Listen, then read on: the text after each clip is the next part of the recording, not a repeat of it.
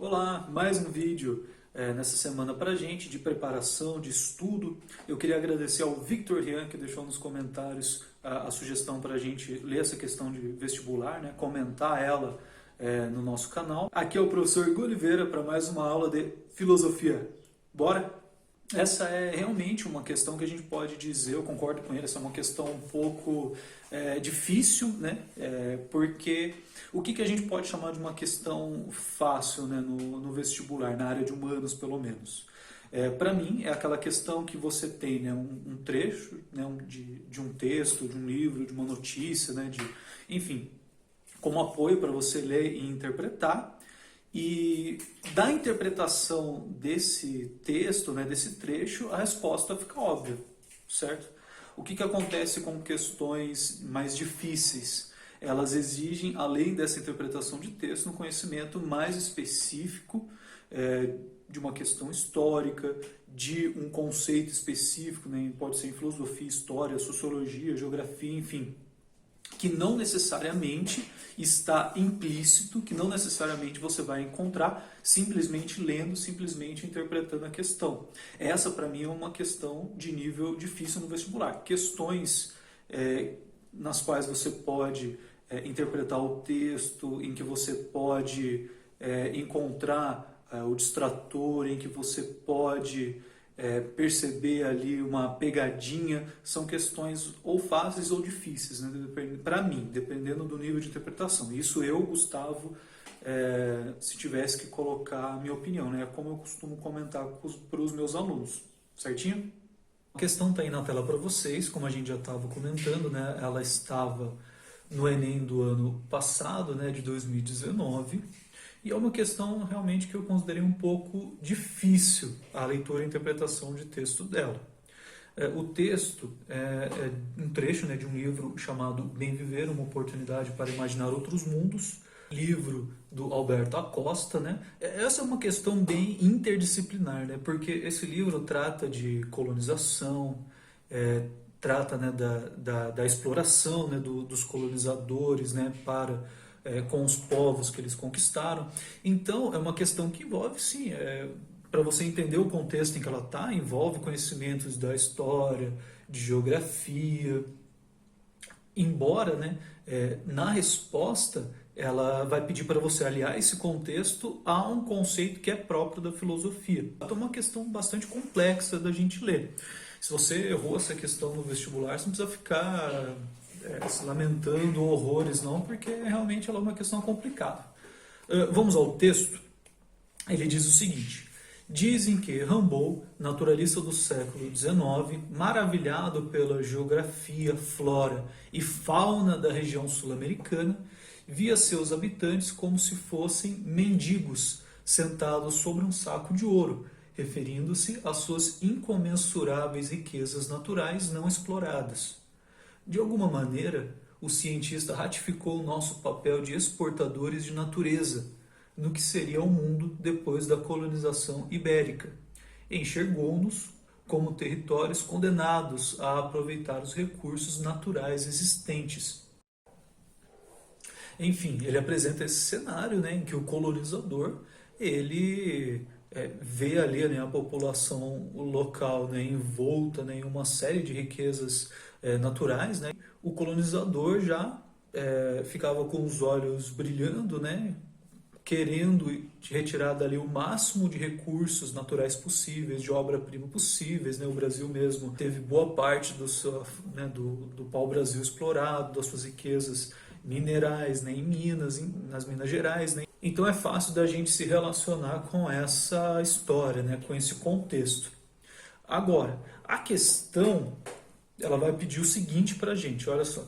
A relação entre ser humano e natureza, ressaltada no texto, refletia a permanência da seguinte corrente filosófica, ou seja, observando essa relação que o homem mantém com a natureza, né, nessa situação em que o colonizador tenta extrair ao máximo, né, a matéria-prima, as riquezas naturais daquela terra que ele conquistou, a gente precisa fazer uma correspondência com determinada corrente filosófica, né, expressa nas questões embaixo. Então a gente tem aqui 5 alternativas.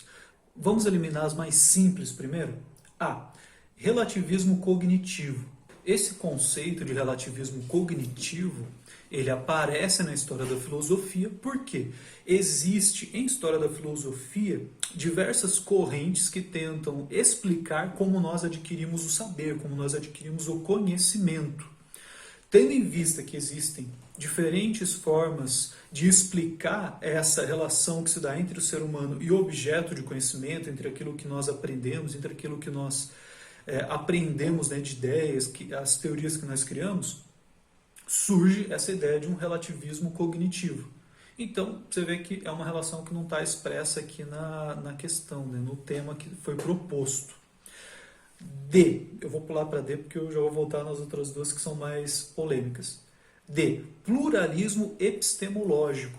A epistemologia é uma área da teoria do conhecimento, né, que estuda a ciência, que estuda a produção do saber científico, as suas teorias, as suas hipóteses. Então, da mesma forma que esse pluralismo epistemológico vai dizer respeito a diversas formas de se produzir ciência, de se produzir saber, de se produzir conhecimento, teorias, então também foge um pouquinho do tema da nossa questão, né? Já que a relação aqui é entre ser humano e natureza. Não está falando exatamente sobre conhecimento científico da natureza, né? Porque ele está falando, né, sobre a exploração da natureza, né, enquanto fonte de recurso, né, enquanto fonte de matéria-prima, né? E a exploração, né, dos povos que estão sendo colonizados. E existencialismo fenomenológico. A fenomenologia afirma que o modo como nós conhecemos a realidade se dá através do que nós chamamos de fenômeno. Ou seja, é possível ao nosso intelecto alcançar aquilo que existe no tempo e no espaço, ou seja, no mundo físico. Tudo aquilo que existe, né, no que nós chamamos em filosofia, né, de metafísica, tudo aquilo que existe além do físico não pode ser conhecido pelo intelecto humano.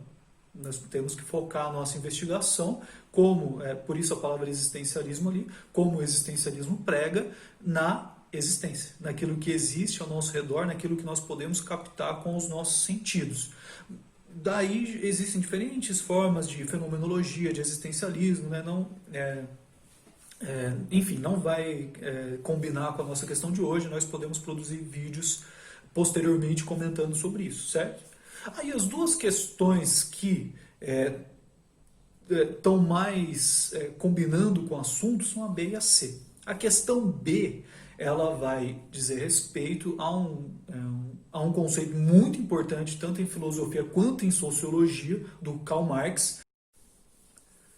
Esse conceito expressa a visão do Marx de que, para se estudar determinada sociedade, né, para você entender determinada civilização, você precisa compreender de forma material, ou seja, olhar para a economia, né, olhar para as questões econômicas daquela sociedade, como elas se estruturam, como elas funcionam, para você entender como aquela sociedade existe, né? A nossa sociedade capitalista tem determinadas relações de trabalho, determinadas formas, né, de se relacionar com a natureza, determinada forma de pensar a produção de bens, né, a produção de tudo aquilo que nós precisamos para produzir a nossa existência. Sempre vão existir relações de trabalho, relações materiais, uma forma específica como se enxerga a natureza. Então, por exemplo, na Idade Média, a gente tem uma visão divina da natureza, né? A natureza é a criação de Deus, então ela é algo sagrado, né? Ela é algo intocado, né? Ela é retratada assim na arte, enfim. E na Idade Moderna, não. Ora, esse conceito do Marx, ele é usado como base, né? Ele afirma justamente isso, né? Olha, para se compreender a sociedade, a gente não basta pensar que as coisas surgem do nada. Cada sociedade existe dentro de determinados modelos, ela tem uma estrutura de trabalho, de produção, de tudo aquilo que é necessário para a sua existência. Então, para se compreender uma sociedade, você precisa compreender como cada uma encara essas questões, como cada uma organiza, né, essas relações, né? Eu acho que se você respondeu essa questão, eu acho assim que você fez uma associação interessante, mas quando a gente lê a alternativa C, ela realmente está mais coerente, ela está mais correta, porque ela está citando o racionalismo cartesiano. Lembra que eu estava falando agora há pouco, né, que na Idade Média a gente tem uma visão da natureza como algo divino. No início da Idade Moderna, a gente tem uma revolução bastante interessante na filosofia, com o surgimento das ciências naturais, e que promove também uma mudança no modo como o ser humano enxerga a natureza. Então, para responder essa questão, você precisa ter um conhecimento dessa mudança que houve na história do pensamento. Com o pensamento racionalista, né, que o René Descartes, né, esse filósofo francês, ele é um principal expoente, né, ele é um principal representante disso, nós temos uma visão de que através da razão, através do conhecimento racional, da matemática, né, por exemplo, nós podemos compreender os fenômenos naturais, nós podemos, através de uma ciência natural, compreender a natureza, e surge também uma ideia, né, surge a noção de que a natureza ela é um meio de se alcançar o progresso. Ela pode ser compreendida, né, de forma racional, ela pode ser dominada e ela pode servir ao ser humano como meio para o progresso. Então, quando a gente observa, né, essa realidade, né, do colonizador chegando numa terra recém-conquistada, e a primeira preocupação que ele tem é de explorar toda a matéria-prima para obter riquezas, né, para obter lucro, para fazer dinheiro com isso, a gente vê que se mantém esse ideal expresso no início do racionalismo, de que sim, né, de que a natureza ela pode servir como meio para o progresso, ela deve ser explorada, né? Então, fica para a gente a resposta certa é a C. Se você respondeu a B, eu entendo completamente o raciocínio, eu entendo como você foi chegar nessa questão, mas realmente foi um distrator. Foi realmente essa questão aqui foi colocada para plantar uma dúvida, né? Colocar uma minhoca na sua cabeça. Certinho? Bom, esse é o vídeo de hoje, eu espero que você tenha gostado. Se você quiser deixar uma sugestão de um próximo tema ou uma dúvida que você tenha, coloca aqui nos comentários que ela pode se tornar o nosso próximo vídeo. Se você gostou, clique em curtir para mostrar o seu apoio, se inscreve no canal, ativa o sininho que o YouTube te avisa quando saem os nossos próximos vídeos. E é isso aí, bons estudos, boa preparação, tamo junto, abraço e beijos!